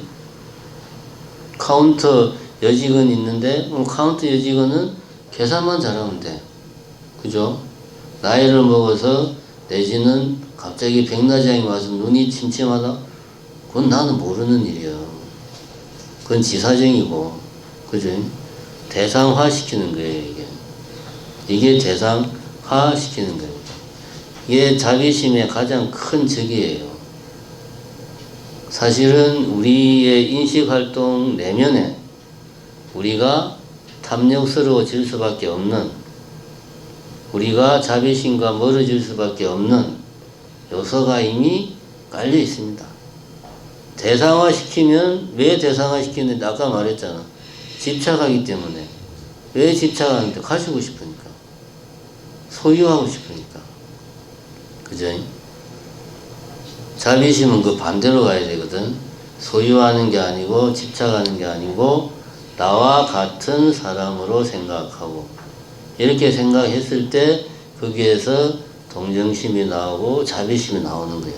이렇게 말하면은 느낌이 안 오니까 엄마의 마인드를 가지는 거예요. 다 내 자식 같다. 내 자식은 사람이죠. 그죠? 내 배 아파서 낳은, 정말 어디에 내놔도 꿀리지 않는 너무나 귀여운 사람이야. 주체지, 주체. 그러니까 엄마의 마인드는 다른 게 아니고 모든 존재를 하나의 주체로서, 나와 같은 생명체로서 간주하고 배려하는 마음이죠. 그런 마음을 키우면 그게 자비심으로 가는 거고, 그러한 자비심이 있어야 깨달음으로 갈 수가 있다. 이제 그 다음 단락 보면, 윤회 세계의 고통들에 대해 명상함으로써 초발심이 생기고, 그죠? 아까 이야기했죠? 다른 일을 위해 명상하게 되면 동정심이 생기게 되고, 지금 이야기했죠? 이런 마음이 생긴 후에 수행하게 되면 깨달음의 세계로 나아갈 수 있다. 말은 상당히 읽어보면 평이한데, 평이한 내용이 아니고, 제가 아까 말했죠. 굳이 나는 말을 어렵게 했는데 12입처로 인식하는 우리의 사고 속에는 이미 자비심을 등지고 탐욕으로 나아가는 그런 경향을 우리는 안고 있다. 그런 걸 베이스로 깔고 이거를 다시 보면 아주 의미심장하다. 단순한 문장이 아니다 하는 것을 우리가 알 수가 있습니다. 그래서 142페이지에 보면 초발심, 보리심, 공성을 알아나가는 것이 깨달음으로 가는 바른 순서다. 이렇게 이야기를 하고 있습니다. 그래가지고 어쨌든 뭐냐, 노인네가 그렇게 장가 좀 가라고 그렇게 노래를 불러가지고 제가 지은 죄가 있어가지고 그래, 장가를 가라고 하니까 아이씨 그래 뭐 선 보겠습니다. 내가 선도 몇 번 봤어. 또 봤는데 인연이 안 돼가지고 어찌어찌 하다가 출가를 했어요. 노인네가 이제 출가할 때 말을 하고 출가한 게 아니니까 서울에 이제 내하고 그때 동생이 그때 좀 잠깐 올라와 있어가지고 내가 이제 출가를 하고 연락이 안 되니까 그 희한한 게 누님이 느낌상 엄마 얘가 출가한 것 같아. 아마 생각에 내가 볼 때 분명히 출가한 거예요. 그랬다는 거예요. 세상에 어떻게 희한해. 참 아무리 연락이 없다고 어떻게 그냥 출가했다고 단정을 지을까. 어쨌든 그래가지고 그때 우리 노친네가 드디어 모든 걱정을 다 내려놓고 아이고 잘됐다. 그렇게 생각했어요. 집에서 엄청 좋아했답니다. 이쪽하고는 부산은 분위기가 좀 다릅니다. 출가하면 좋아하는 사람들이 많아요. 전혀 그런 쪽은 아니고. 그래서 제가 처음에 집에 갔을 때는 엄청 큰 스님 대접을 받았거든요. 진짜로. 뭐 라면 하나 끼는데도 뭐 그냥 1시간 동안 라면을 끓여. 내가 라면 먹고 싶다고 그러니까 그렇게 배고파서 이제 뒤지는 줄 알았어요. 그랬는데 한 몇 년 지나니까 이제는 가면은 노친네가 아이고 스님 오셨어요. 아 나 오늘 복지관 가야 되는데 복지관 버스 오는데 아이고 어떻게 해야 되지. 몇 년 지나니까 사람이 변하더라고. 그렇게. 그래도 또 좀 지나니까 그러대. 아이 다른 스님들은 막 토굴도 있고 주지도 하고 그러던데 스님 주지 안 해요. 돈 없어요. 막 그러면서 절 하나 지어드릴까요? 막 이래서 막 나중엔 그러더라고. 사람 마음이 그렇습니다. 요즘은 이제 그 노인네도 나이를 먹어가지고 이제 갑자기 생각이 나서 어쨌든 내가 한 제일 큰 효도는 출가한 겁니다. 번뇌의 종류 142페이지 이제 초발심, 보리심, 공성을 알아나가는 것이 깨달음으로 가는 올바른 순서다 이렇게 이야기를 하고 이제 깨달음으로 가는 길에서 첫 번째가 집착으로 인한 윤회, 그리고 두 번째는 윤회에서 벗어나려면 어떻게 해야 되는가. 여기 이제 이런 이야기가 나옵니다. 윤회는 집착으로 인해서 나오고 이 윤회를 벗어나려면 어떻게 해야 되는가. 이제 본격적으로 어떻게 해야 되느냐. 앞 시간에는 윤회는 고통스럽다. 윤회를 벗어나야 된다. 이런 이야기를 했고, 그럼 이제는 어떻게 벗어나냐. 이제 그런 이야기를 하는 거죠. 번뇌의 종류에 대해서 이야기하고 있습니다. 뭐 탐진치, 만의, 악견이라고 대표적으로 6가지 이렇게 이제 이건 대성불교에서 많이 분류하는 방식입니다. 탐진치, 만의, 악견. 이거는 뭐 외우기 싫어도 몇 번 보다 보면 자동적으로 그냥 외워집니다. 그 이제 앞에 142페이지에 보면 이렇게 나옵니다. 번뇌 종류 두 번째 줄 끝에 번뇌가 있으면 전에 지은 업이 없더라도 그 번뇌로 새로운 업을 만들게 된다. 요게 이제 중요하죠. 번뇌는 새로운 업을 만든다. 그 다음에 다음 생에 몸을 만드는 윤회의 씨앗이 된다. 하나의 업은 윤회의 씨앗이 된다. 이렇게 이야기하고 있습니다. 이 번뇌에 대해서 바르게 알지 못하는 것은 전쟁터에서 아군과 적군을 구별 못하는 것 같다. 이런 이야기가 나옵니다. 여기서 이제 중요한 거는 번뇌는 새로운 업을 만들고 업은 윤회의 씨앗이 된다. 연결고리가 번뇌, 업, 윤회. 번뇌가 있으면 바로 윤회하는 것이 아니고 번뇌가 업을 만들고 업이 윤회를 만들고 이런 연결고리를 형성하고 있습니다. 제가 혹시 여러분들이 까먹을까봐 하는 이야기인데 티베트 불교를 공부할 때는 이유가 없습니다. 일단 윤회를 인정을 해야지 전체적인 논리가 성립이 돼요. 윤회를 인정을 안 하면 한 페이지 넘어가면 윤회 이야기인데 계속 막혀요. 제가 그래서 이 티베트 불교를 처음에 볼 때 깝깝했던 게 계속 윤회 이야기가 나오니까 진도가 안 나가는 거예요. 그래서 여러분들이 이거를 보는 동안에는 윤회는 한다 라고 일단 믿어야 됩니다.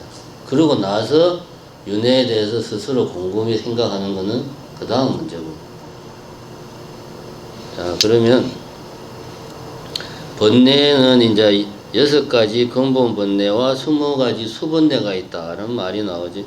근본 번뇌는 지금 말해 탐진치 만의 악견 이거고, 수번뇌라고 하는 거는 숫자는 부수한다, 뒤따른다, 수반된다 하는 그런 게 근본 번뇌에 딸려오는 애들이죠.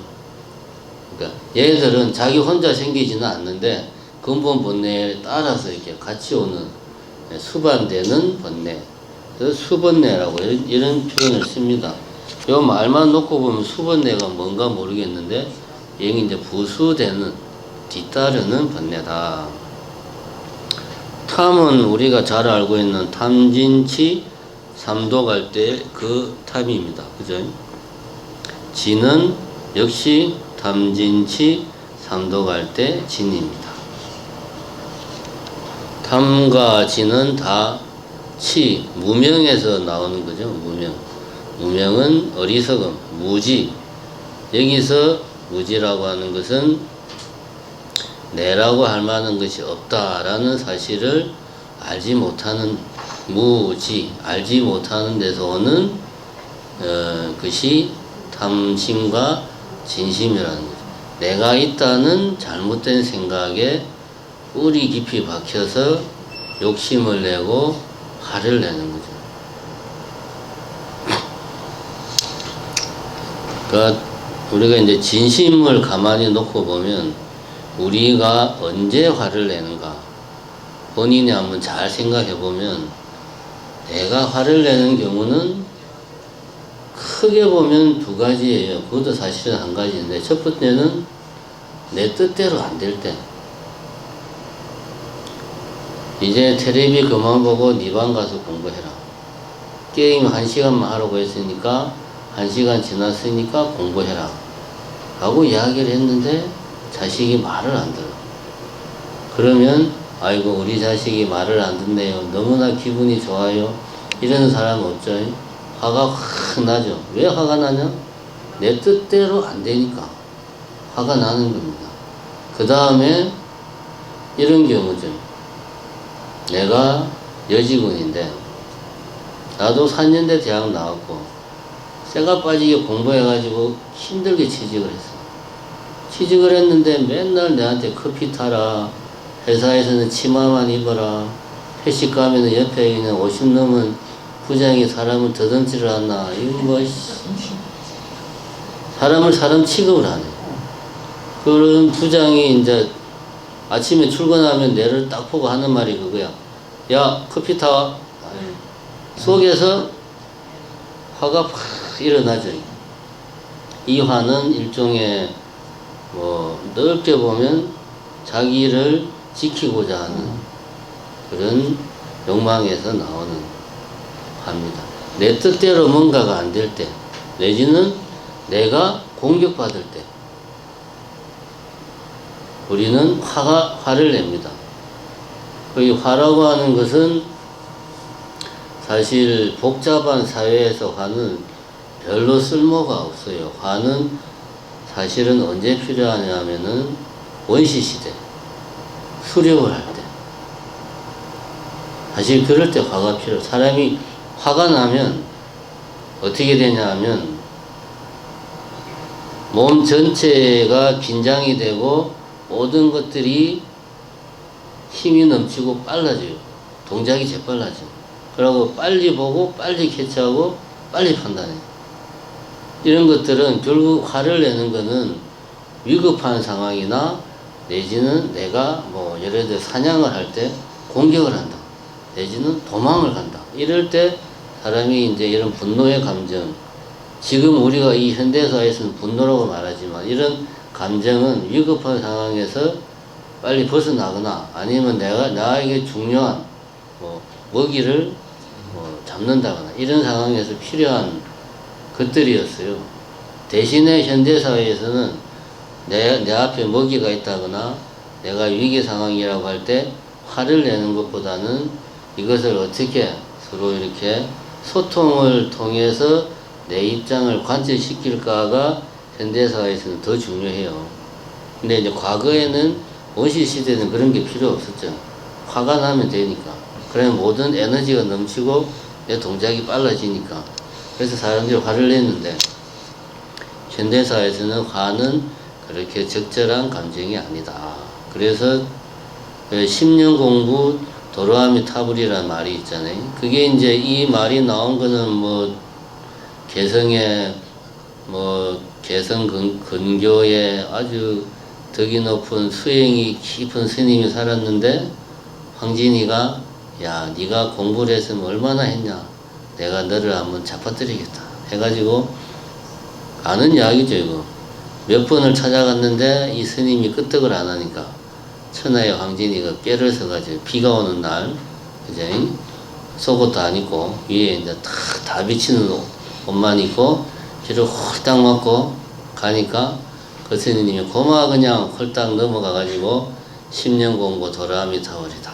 10년 동안 공부한 게 그냥 그러면서 이제 황진이가 그래 니도 뭐 남자인데 별신나 하고 이제 잡아뜨렸다는 데서 10년 공부 도라미 타월 말이 나오는데 이거는 밖에서 하는 이야기고 절집안에서 10년 공부 도라미 타월은 10년 동안 아무리 열심히 수행을 해봐야 한 번 화내면 다 도루묵이 된다 라고 하는 게 절집에서 이야기하는 10년 공부 도라미 타불이에요.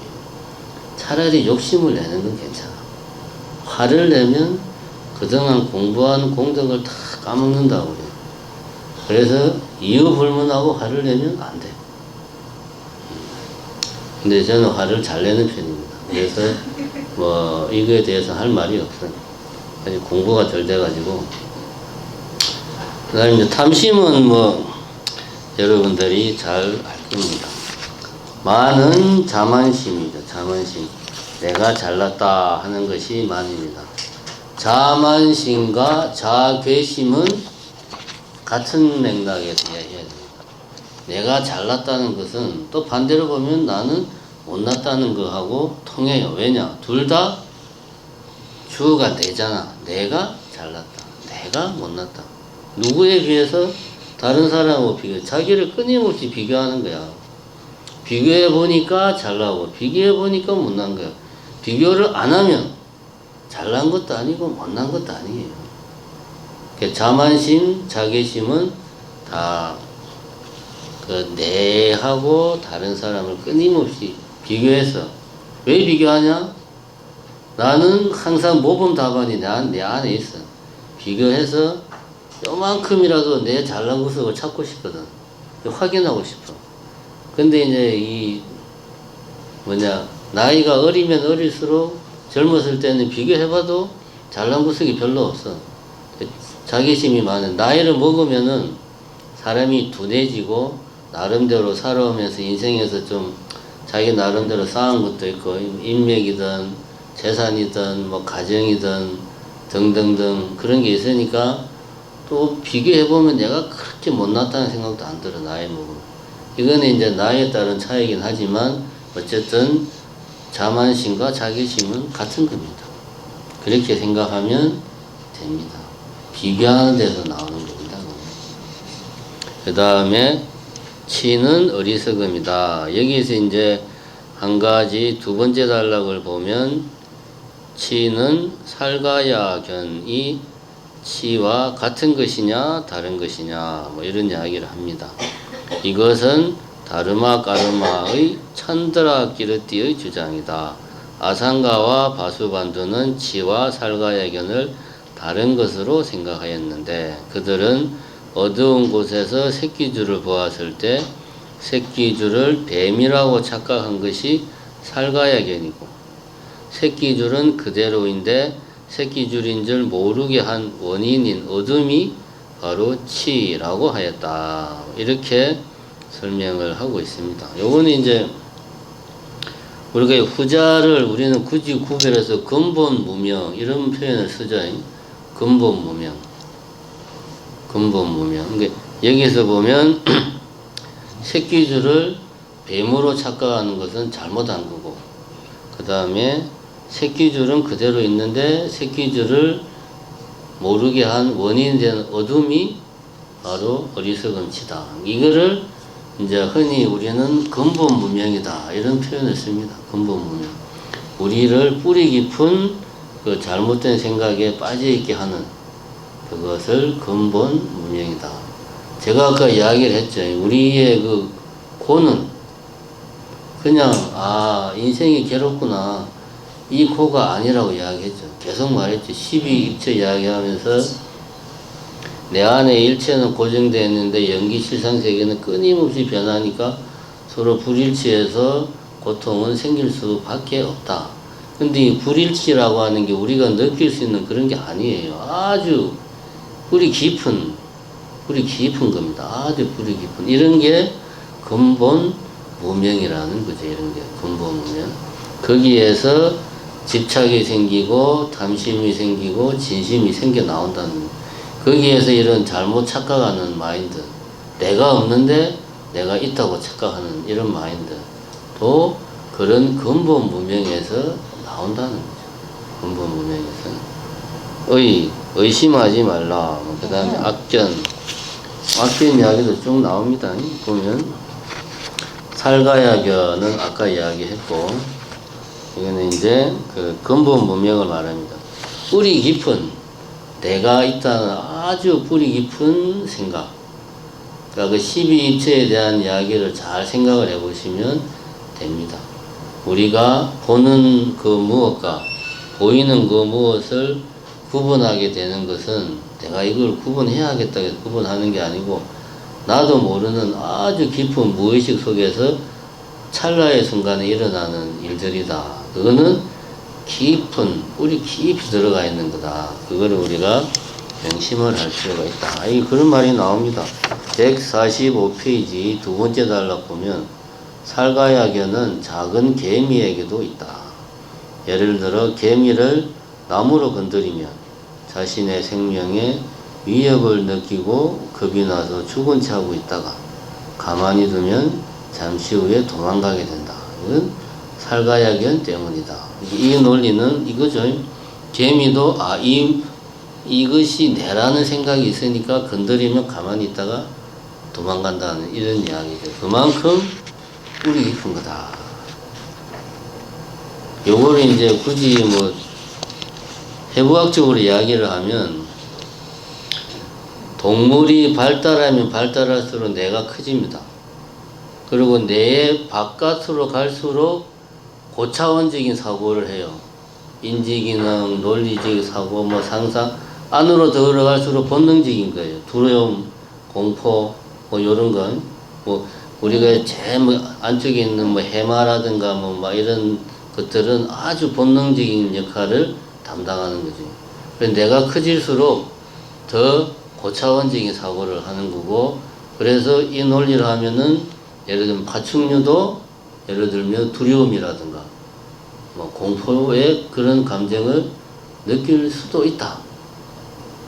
많은 부분 우리와 뇌에서 공통되는 것들이 있으니까 뭐 변연수체, 뭐 해마, 막 이런 부분들, 뭐 소뇌 이런 부분들은 뭐 작은 포유류 같은 경우는 소뇌가 있으니까 쥐나 뭐 이런 동물, 이런 동물들도 우리가 느끼는 그런 두려움 같은 걸 느낄 수 있다. 그런 거죠. 그 두려움의 이면에는 뭐가 있냐? 이 몸뚱아리가 내라는 뿌리 깊은 생각이 있으니까 두려움을 느끼는 거예요. 그래서 이 논리를 확대하면 개미도 내라는 의식은 아니죠. 아주 본능적인 뭔가를 가지고 있다. 변집견은 양극단적인 생각을 하는 겁니다. 이 몸은 죽어도 나의 영혼은 영원할 것이다. 몸을 계속 바꿔가면서 그 영혼이 있다고 생각해가지고 이것이 영원히 계속된다는 의견. 아니면은 이번 한 번 생으로 모든 게 끝이다. 양극단적인 사고죠. 이게 이제 변직견. 그런 겁니다. 대금치견. 이거는 이제 말 그대로 황당한 이야기들. 황당한 이야기들. 이거 쭉 읽어보면 압니다. 보면 황당한 이야기들이고, 견치견은 살가야견과 사견이 의지하는 나라는 몸을 보고 그것을 최고의 진리로, 이게 뭔 말이야 이게. 견치견 설명을 이상하게 해놨네. 이건 잘 모르겠습니다. 다음에 한번 여러분들이 찾아보세요. 견치견이 뭔지. 어쨌든 격음치견은 이 삿된 생각들 있잖아요. 황당한 생각들. 뭐 예를 들면 우리 이제 불자들 중에도 그런 분들이 많습니다. 지장전에서 열심히 기도를 하고 있는데 갑자기 양옆에서 지장보살님이 촥 나와가지고 동자들을 옆에 거느리고 내한테 와서 물을 막 먹여가지고, 나는 그때 분명히 정신을 차리고 있었는데 물을 쫙 마시고 나니까 정신이 번쩍 들면서 몇 년 동안 아팠던 속이 너무나 깨끗해졌더라. 뭐 이런 이야기들 많잖아요. 주변에 보면. 이런 것들이죠. 이제 쉽게 말하면. 이런 것들, 그 다음에 뭐 어디가 아플 때는 뭘 다려서 먹으면 낫는다. 뭐 이런 검증되지 않은 그런 것들이 이제 개금치견. 사견과 개금치견은 다릅니다. 사견은 부처님의 가르침을 이제 부정하는 게 사견이고, 인과는 없다라든가 뭐 불법성 삼보에 의지할 필요 없다라는 이런 것들이 사견입니다. 그 다음에 번뇌는 어떻게 생기는가? 아까 이야기했죠. 그래서 한번 요 부분 읽어봅시다. 146페이지 번뇌는 어떻게 생기는가? 모든 번뇌는 나의 실제를 믿는 것에서부터 비롯된다. 이러한 그릇된 믿음의 뿌리는 살가야경과 무지이다. 나라는 의식에서부터 나의라고 하는 나와 대상, 나와 너, 주체와 객체의 분별이 생겨난다. 이것 때문에 자기를 좋아하고 남을 미워하는 마음이 생기며 자기를 도와주는 이들을 좋아하고 자기를 해치는 이들을 미워하게 된다. 이러한 분별이 갈등과 번뇌를 낳고 그것에 의해 탐진치가 생기고 그것에 의지하여 업이 생기고 업으로 인해서 윤회하게 된다. 뭐 이렇게 이야기를 하는데, 아까도 이야기했지만 근본 무명이라고 하는 것은 우리의 삶 자체에 내재해 있다. 우리의 삶이라고 하는 것은 우리가 하는 인식활동, 보고 듣고 느끼고 맛보고, 그런 보고 듣고 느끼고 맛본 것들을 종합해서 생각하고, 이러한 인식활동 속에 이미 근본 무명이 들어가 있다. 그 내용은 아까 이야기했죠. 그런 것들은 고통을 유발한다. 그게 이제 쉽게 표현하면 나라고 하는 실체를 믿는 데서부터 번뇌는 생긴다라는 말과, 일체는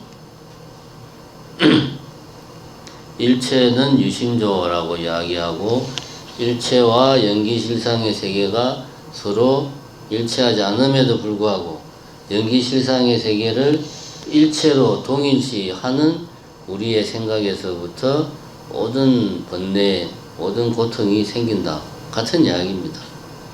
나라고 하는 것은 아까 말한 네이처, 보는 뭔가, 듣는 뭔가, 맛보는 뭔가, 여기서 내가 뭔가라는 표현을 썼지 내라는 표현을 안 썼습니다.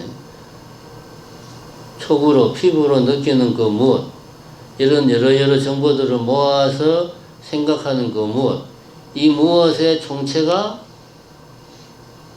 있다. 그것을 나라고 생각하는 거죠. 그래서 내가 있다고 믿으니까 내가 있고 내가 보고 듣고 느끼고 그 다음에 냄새 맡는 대상이 있다라고 생각하고 이것이 실제 세계라고 생각을 하고 거기에서부터 번뇌가 생기는 거죠. 같은 이야기입니다. 단지 나는 좀 더 구체적으로 이야기한 거고 그죠? 같은 이야기입니다. 자, 그래서 번뇌의 대상을 멀리하고 마음으로도 번뇌의 대상을 만나지 마라. 이거는 이제 뭔 이야기냐면은 번뇌의 대상을 멀리하라. 그러니까 이제 이렇게 이제 알았다 이게요. 이 근본 무명에서부터 모든 번뇌가 비롯되는구나. 이런 걸 알았다. 그러면 내 이런 마음을 내가 잘 다스려서 근본 무명을 우리 뽑아야 되겠다. 그렇게 하면 되는구나. 라고 생각을 하면 만사가 다 끝나야 되는데 결코 그렇지가 않다는 거죠. 그러니까 나를 힘들게 하는 것들. 번뇌에는 거친 번뇌가 있고 미세한 번뇌가 있어요. 제가 지금까지 이야기한 것은 미세한 번뇌지. 근본 문명에서 비롯되는. 그런데 이 미세한 번뇌는 거친 번뇌를 틀어내야 볼 수 있습니다. 거친 번뇌는 우리가 잘 아는 욕심내고 탐내고 화내고 슬퍼하고 미워하고 그리워하는 것도 큰 번뇌입니다. 그리워하면 괴롭잖아요. 그리워해본 적 많죠. 아들놈이 군대 가 있으면 생각만 해도 그냥 억장이 무너지잖아. 그리워하고 이 모든 것들은 거친 번뇌. 이런 거친 번뇌를 다 틀어내야 아까 말한 그런 미세한 번뇌를 내가 관찰할 수가 있어요. 그런데 이 근본 문명 이런 게 있다, 뭐 번뇌를 척결해야 된다, 이런 걸 알았으니까 이제 수행만 하면 되겠구나. 그래서 거친 번뇌에 자기 자신을 쉽사리 노출시키지 말라는 거지. 그러니까 너 자신을 알아가지고 너의 능력을 알아서 감당할 수 없으면 피하라 이겁니다. 감당할 수 없으면. 이제 한때 우리나라 80년대, 70년대에 그런 영화들이 많이 나왔잖아요. 뭐 아재아재 바라아재 뭐 이런 영화들. 이게 막 그 스님들이 구도 행각을 막 보여주는. 그래서 이제 뭐 계율적인 입장에서 보면 이제 계율에서 일탈한 뭐 모습들을 확 보여주는데 그게 이제 불교, 그러니까 주류 불교, 정통적인 불교에서 보면 그렇게 하면 안 됩니다. 감당이 안 되면 가까이 하면 안 돼요. 예를 들어서 어떤 보살이 스님이 좋아요 막 따라다닌다. 그러면 이제 그 보살이 한 70대면 보살님 따라오지 마세요. 뭐 그 나이에 뭘 하겠다고 그러는 라고 이야기 하겠지만 보살이 20대야. 너무 이뻐. 그러면은 감당이 안 돼. 이럴 때는 나는 저 정도는 내가 감당할 수 있어 라고 자기 자신을 과신하지 말고 그때는 도망가는 게 상책이다. 물론 마음 한구석이 참 아쉽죠. 많이 아쉽지. 그래도 그때는 도망가야 돼. 아쉬우니까 핑계 대는 게 나는 수행자니까 이 정도는 감당할 수 있어. 이건 핑계예요. 감당하기 힘듭니다. 제 경험에 의하면 감당하기 힘듭니다. 쉬운 일이 아니에요. 진짜. 도망가야 되거든. 그걸 말하는 겁니다. 이거는 다른 게 아니고 너무 자신을 과신하지 말고 가능하면 수행을 하기 좋은 조건에 자기 자신을 이렇게 좋은 조건 속에 있도록 그렇게 자기 자신을 노력을 해야 돼요. 굳이 힘든 여건에 내 자신을 굴릴 필요가 없습니다. 그래서 온실 속에서 좀 어느 정도 힘을 갖춰야 온실 밖에 나가서도 뭔가를 할 수 있는 거예요. 개풀도 없는데 그냥 한겨울에 뭐 우통 까고 밖에 나가면 감기밖에 걸리나 뭐 다른 거 없습니다. 그 이야기 하는 겁니다. 자, 어쨌든 148페이지는 그래서 이제 윤회를 벗어나려면 열심히 수행을 해야 된다. 그런 이야기를 하고 있습니다. 여기 이제 보면 148페이지에 또 아주 좋은 비유가 나옵니다. 밑에서 세 번째 줄 보면 통나무를 쪼개려면 날이 선 도끼와 집중하여 내리칠 수 있는 어깨가 필요하다. 맞는 말이죠. 도끼만 있어도 통나무를 못 쪼개고 힘만 좋아도 통나무를 못 쪼갠다. 날이 선 도끼와 힘센 어깨가 동시에 있어야 된다. 도끼가 없으면 나무를 쪼갤 수 없고 어깨가 없으면 정확하게 내려칠 수가 없다. 이와 같이 무아의 지혜는 도끼의 날과 같고 선정은 강한 어깨와 같다. 지혜는 도끼의 날이고 선정은 강한 어깨다. 이렇게 이야기를 하고 있습니다. 선정을 지키려면 계율을 어기지 말아야 한다. 계율은 가르침의 뿌리와 같아서 그것을 어기면 바른 수행과 깨달음을 성취할 수 없다. 그럼 이 비유는 깨달음으로 가기 위해서는 두 가지가 필요하다. 지혜와 선정이 필요하다. 그 어느 하나만 가지고도 깨달음에 이를 수 없다. 여기서 말하는 지혜는 뭐고 선정은 뭘까요? 여기서 말하는 지혜와 선정은 뭐 지혜 그러니까 뭐 올바로 알고 그거 말하는 게 아닙니다.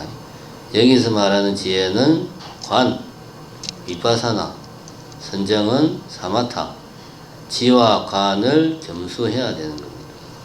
지관이 동시에 겸수가 되어야 깨달음으로 갈 수가 있다. 물론 확대해 가지고 여기서 말하는 지혜는 부처님의 가르침을 올바로 아는 것, 이거는 기본으로 깔고 들어가는 거예요. 부처님의 가르침을 모르는 상태에서 명상만 한다고 해서 깨달음을 갈 수 없는 겁니다. 여기서 말하는 지혜는 이파사나, 관, 올바로 관찰하는 것.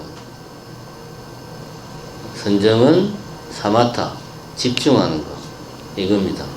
그래서 비유를 들기를 통나무를 쪼개려면 날이 선 도끼와, 날이 선 도끼는 세밀하게 관찰을 하는 비파사나를 이야기하는 거고, 강한 어깨는 정확하게 내려치는, 집중하는 거죠. 여기 딱 골라가지고 집중.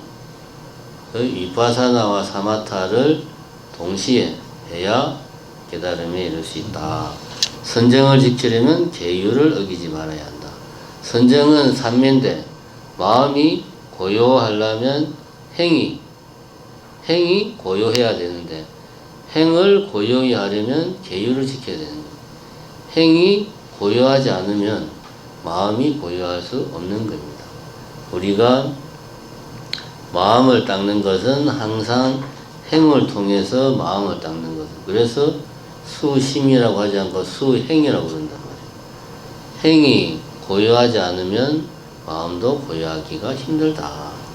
그래서 선정을 지키려면 계율을 지켜야 된다. 그러니까 그러면 정리가 됩니다. 일상생활에서는 부처님의 가르침을 올바로 알고 계율을 잘 지키는 생활을 해야 되고, 그 생활 중에 내가 시간을 내 가지고 지관 수행, 집중적인 수행을 해야 되는 겁니다. 이것을 한마디로 줄이면 8정도가 되는 거죠. 그죠?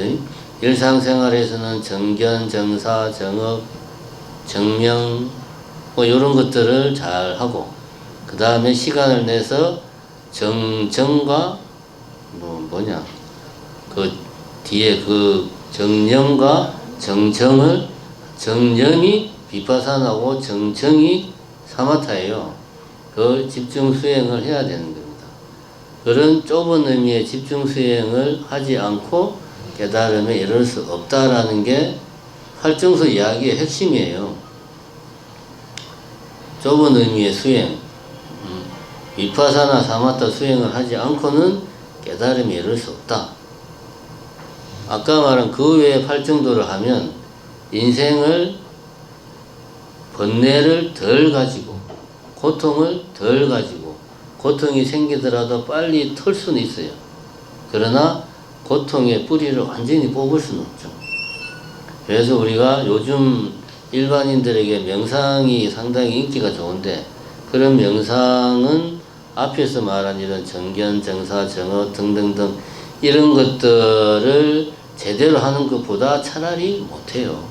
제가 보기에는 우리가 불교에서 말하는 정어는 그거잖아요. 양설중재, 악구중재 아니다. 왕어, 기어, 양설, 악구 이런 거 하지 않는 게 정어고 그런 거 아니에요. 정사는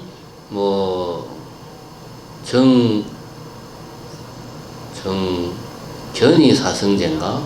다시 봐야 돼. 어쨌든 하여튼 불교의 내용을 내가 제대로 알고 그 내용을 그대로 일상생활에서 지키려고 노력하는 게 팔중도에서 앞에 6가지예요. 뒤에 2가지는 집중 수행을 하는 거고 요 앞에 6가지만 제대로 해도 우리 인생을 행복하게 살 수 있습니다. 정신적으로 건강한 삶을 살 수가 있어요. 근데 앞에 6가지 없이 명상만 한다. 뒤에 지관 수행을 한다. 이거는 아무 소용이 없는 겁니다. 이 팔정도를 그래서 강조하는 거고 팔정도의 핵심은 지관 수행이다. 지관 수행을 제대로 하려면 나오잖아요. 계율을 지켜야 된다. 계율은 다른 것이 아닙니다. 5계를 말하는 겁니다. 복잡하게 많지만 5계를 이야기하는 겁니다. 그래서 결론은 계율을 잘 지키자. 계율이 아닙니다. 자, 이렇게 해서 우리가 하사도, 중사도까지 마쳤습니다. 상사도는 이제 하사도, 중사도는 우리가 같이 공부를 했으니까 상사도는 여러분이 혼자서 열심히 읽고 잘 공부를 해보시기 바랍니다.